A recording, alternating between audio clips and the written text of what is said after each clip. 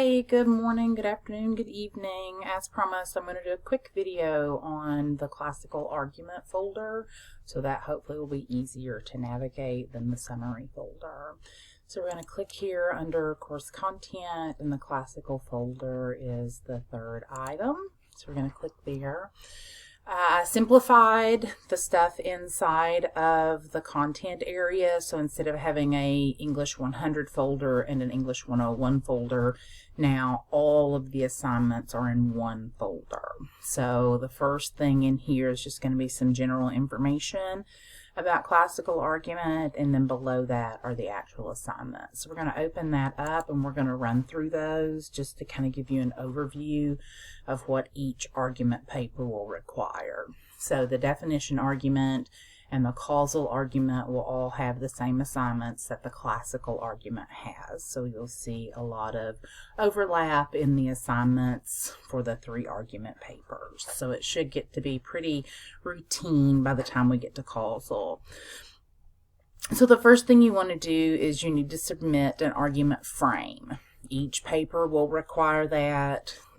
Each type of argument has a little bit different claim structure, so you'll want to make sure that you're using the appropriate claim for the argument. So that's the first assignment that you'll see in the folder, is the 101 pre-writing frame for classical argument. There's an example there.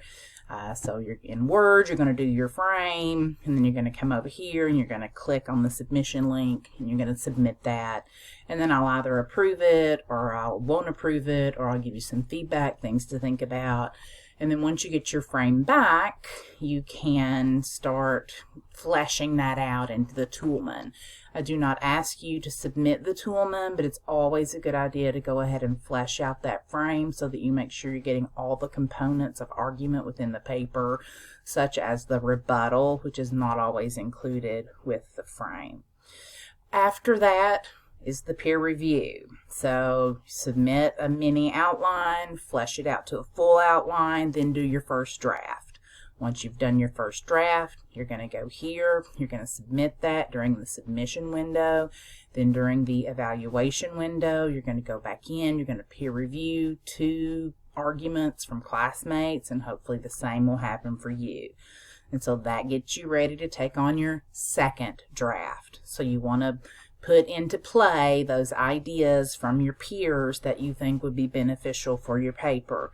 If there are things that you don't think would be beneficial, you can choose not to include those.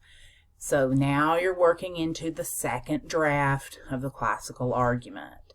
So the second draft is going to be submitted to the Pearson Tutors. So you're going to go in here, you're going to submit that second draft. The Pearson Tutors all have master's degrees or higher in English-related fields.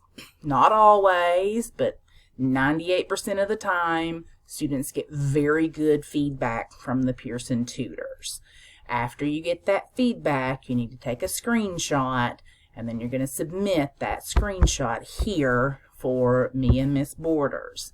So the actual Pearson Tutor review is under the My Writing Lab. So when you're ready to submit that second draft, you're going to come to My Writing Lab.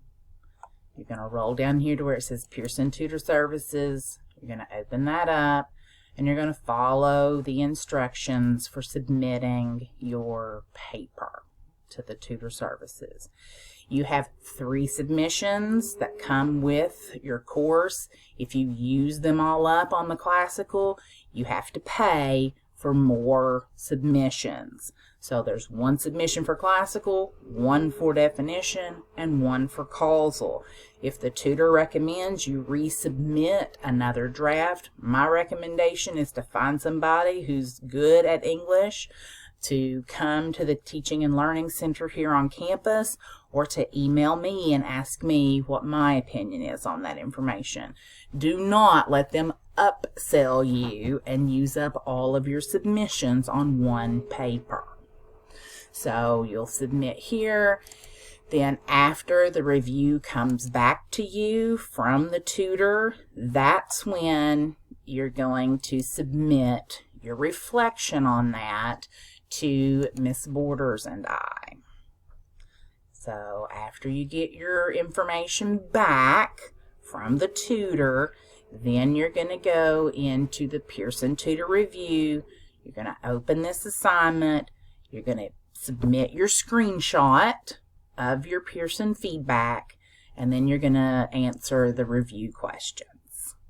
So, and then now you're on at least your 3rd draft. Maybe it's your 4th draft. I'm a 5 draft kind of girl, so that's usually what it takes me to get to where I think the paper is good enough to be submitted. Is it going to be perfect? No. Even after 5 drafts, Miss Collins is going to have some errors in there because I'm human, and that's how it works. So, but you want to get it as polished as you can.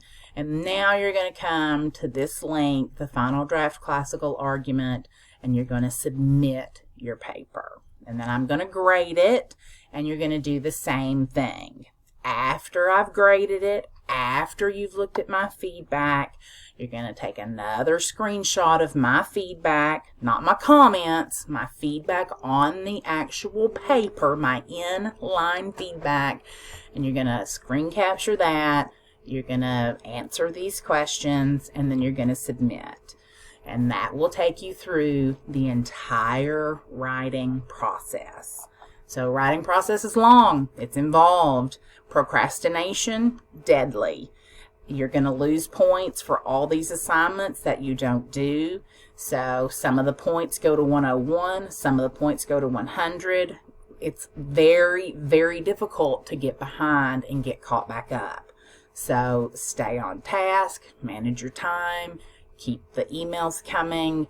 I'm hoping this will be a more cohesive, easier path to follow for developing the paper. Thanks a bunch. Bye.